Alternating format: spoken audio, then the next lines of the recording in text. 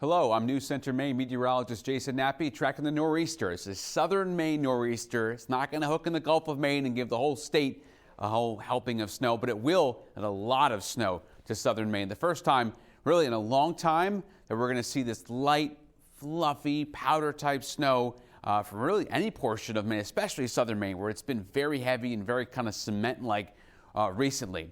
It's also the second longest time it's taken Portland to record an inch of snow on the basically records going back a long time. So let's talk about it now as we get into the evening time. This is 11 o'clock at night. The snow is moving in from the south here. It is not snowing mid-coast, heading up down east or northern Maine. 11 o'clock, it's Portland south. You're seeing these blues pop up. The wind out of the northeast eventually here. That's why it's called nor'easter.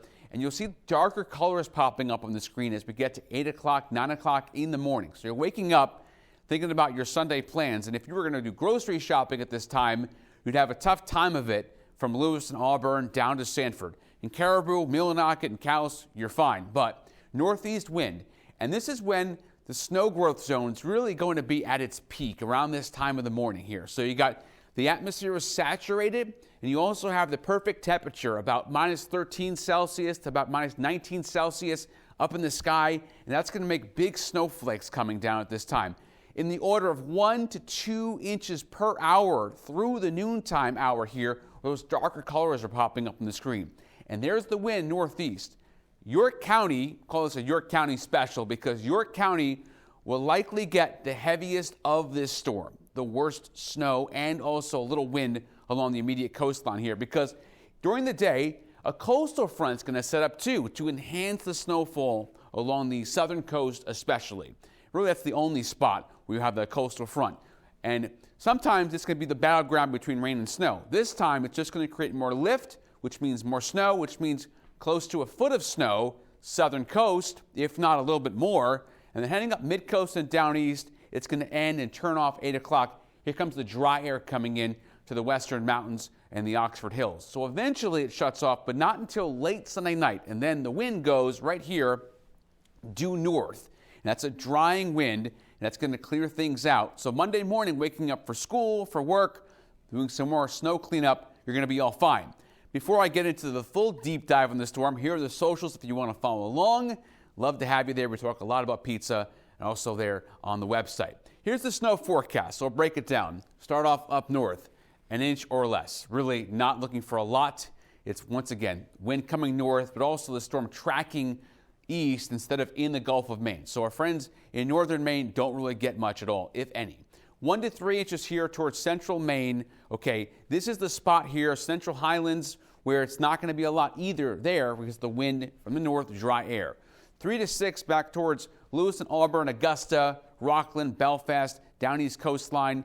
6 to 10 inches, and I put a plus, kind of like an asterisk, because I do expect that's where that foot plus is going to come down in those areas I talked about. So York County along the southern coast, so York, Kittery, Wells, those spots are going to definitely make a run for a foot, if not more, because of, once again, you've got the coastal front, you've got a good area in the sky where you've got perfect saturation of moisture. You've also got temperatures that are very much what you'd expect for snowflakes. Now, past this storm, there's another one coming, January 10th to 11th. This one here, you'll notice, more of an inland runner. Think about kind of like the Grinch storm.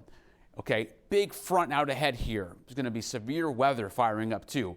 And this one is going to start off as snow pretty much everywhere, and then I expect to go to all rain pretty much everywhere. And then we got another storm, January 12th. This one is a shadow of the one ahead of it. Very weak storm coming through into the Friday time frame of next weekend. And then by the 13th, this is a juicier storm coming through. We'll see if it gets to be all snow. But right now, this computer model here, the European, thinks it is mostly snow on the 13th.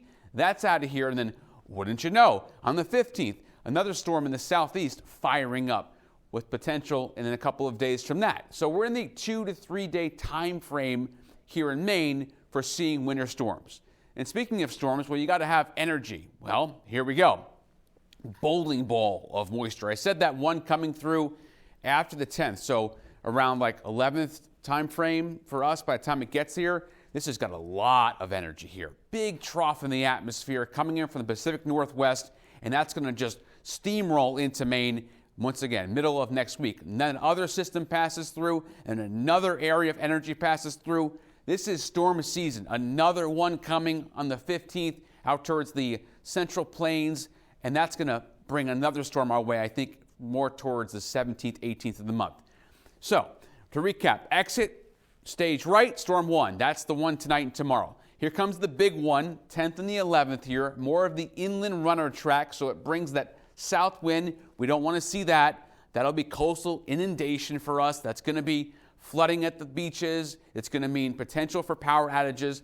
And another one, the 13th, firing up here. This one takes a dive towards Kentucky and heads that cold air in place and brings another storm to us for the upcoming weekend and beyond.